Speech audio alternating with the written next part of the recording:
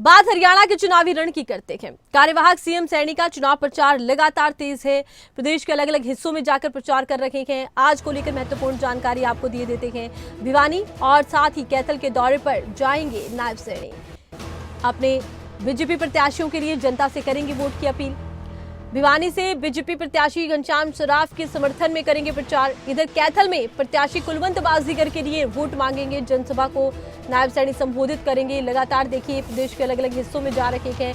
BJP प्रत्याशियों के लिए जनता से वोट की अपील कर रहे हैं नायब सिंह सैनी और लगातार प्रचार को धार देते नजर आ रहे हैं।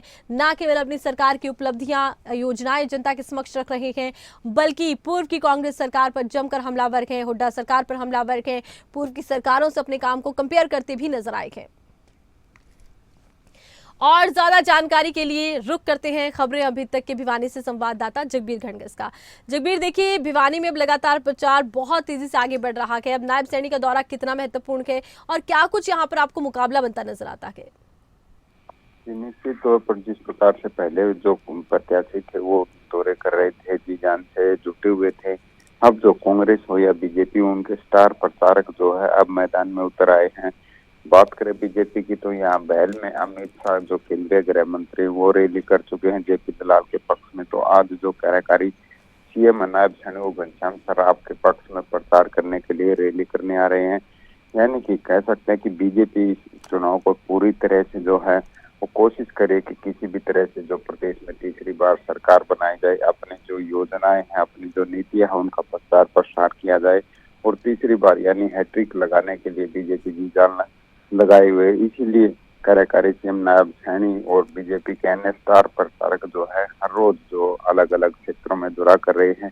निश्चित तौर पर जिस प्रकार से नायब सैनी भिवानी आएंगे तो उसका असर पड़ेगा।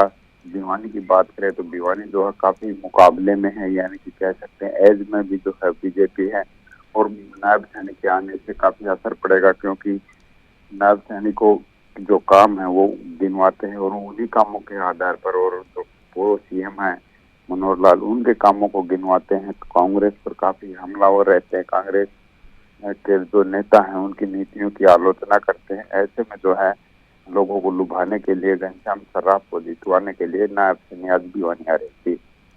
अच्छा, देखिए जिस तरह से हम त्रिकोणीय या आमने सामने के मुकाबले की बात करते हैं तो हरियाणा में सीधा मुकाबला कांग्रेस और बीजेपी में माना जाता है। भिवानी सीट पर क्या समीकरण फिलहाल बनते नजर आते हैं? संक्षेप में एक छोटा जवाब दीजिए।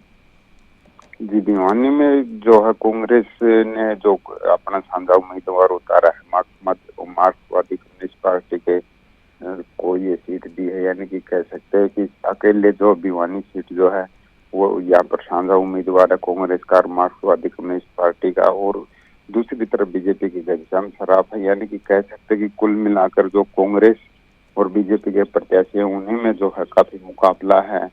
दोनों ही पार्टियों के बीच जो है लोग चर्चाएं करते हैं, विचार करते हैं। हालांकि यहाँ पर निर्दलीय प्रत्याशी भी खड़े हुए हैं जो अभिजीत हैं, जिनको कांग्रेस से टिकट नहीं मिली थी, लेकिन मुकाबला जो है त्रिकोणीय की बजाय यहाँ पर सिर्फ कांग्रेस और बीजेपी के बीच ही लोग अभी तक मान रहे हैं। जी चलिए, बहुत शुक्रिया, तमाम जानकारी आपने दर्शकों तक पहुंचाई है।